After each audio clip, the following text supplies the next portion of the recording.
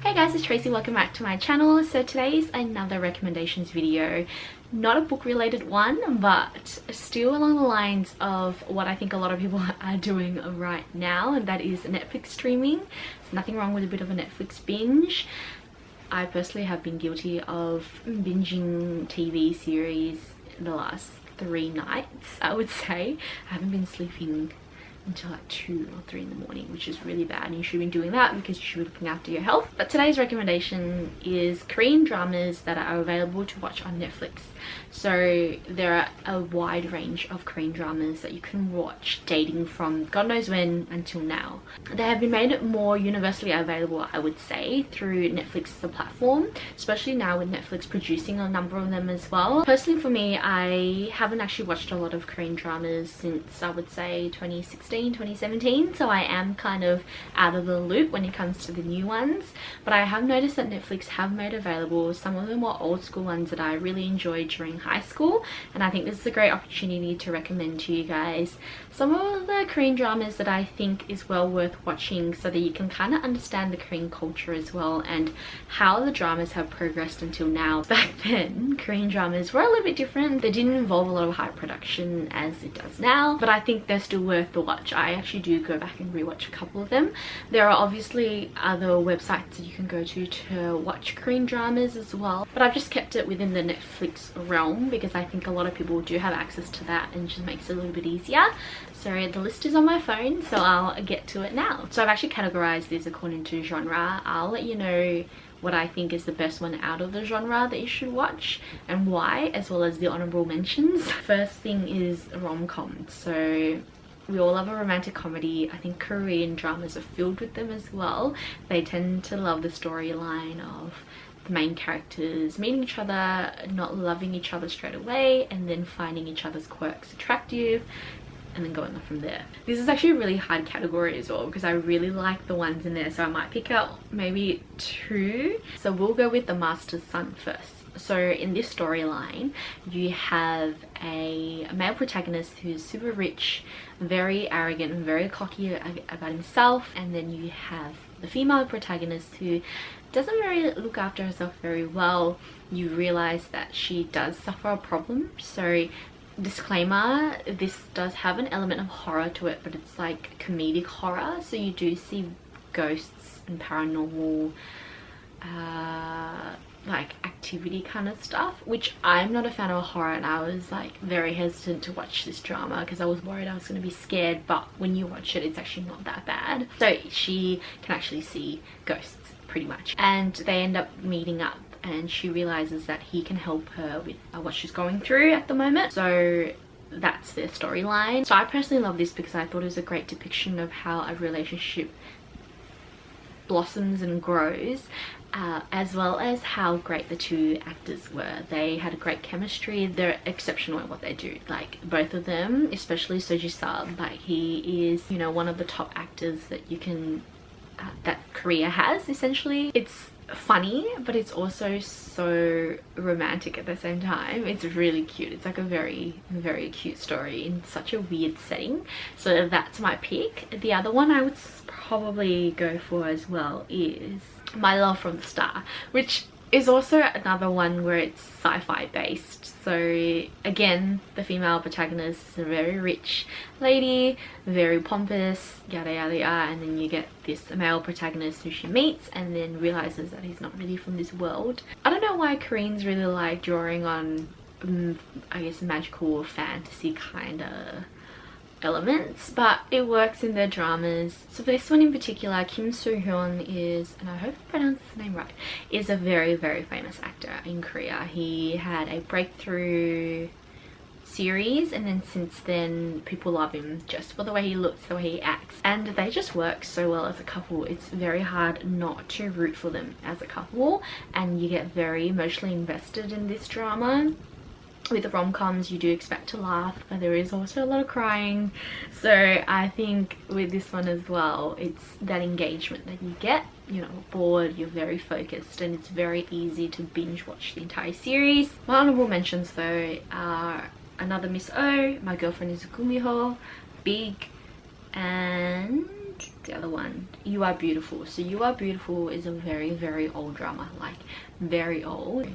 If you want to watch something that's super old school, like Boys Over Flower old school, that's one to watch. Moving on, then we have just the romance category. So with this one here, there's not a lot that I've watched that's just purely romance, because I do find it kind of a bit too much sometimes. And I find that a lot of Korean dramas will actually blend romance in with a lot of other genres.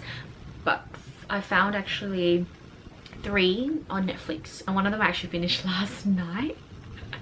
So I'll mention that briefly because it's actually only a 3-part series, so it's an hour for each part. It's called The Hymn of Death. This is a 2018 production by Netflix, so it is fairly new. It stars Lee Jong-suk, which I love. He is like my baby, as well as Shin Hye-sun, who is gorgeous, like absolutely gorgeous, and I think they're such a great pairing. This is actually based on a real life story. So in Korea they had a dynasty called Joseon Dynasty, and this is set during kind of like the end of that era, I would say, when Japan's had taken over Korea, so they're occupying Korea at the moment. And the female protagonist is Joseon's first soprano singer, so she plays her.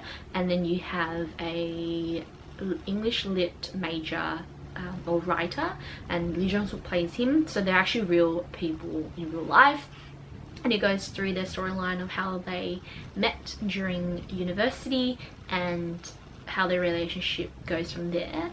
I'm not going to spoil anything for you guys. If you do search it up though, you will spoil it for yourself, because I did that last night, because it's a very, very well-known story. I loved it. I kind of wish it went longer for more than 3 parts, but I also can see why they condensed it. It's very emotionally taxing on you, but it is well worth the watch. And the way that they film everything is so beautiful, from the costumes to, you know, the camera directions, the way that they have people positioned within the frames. It's just like, it's amazing. You're bound to appreciate just the beauty of it all. Otherwise, as an actual drama, I reckon you should watch It's Okay, That's Love.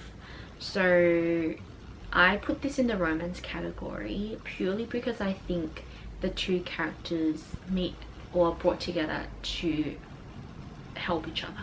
There is a bit of a comedic side to it as well, as the characters kind of go through their differences, and then the minor characters are also there for comedic relief. But it's actually a very heavy drama, so it does focus on a lot of mental health issues, as the female protagonist is a psychologist or psychiatrist, I'm pretty sure, and then the male character is a writer, so he releases books.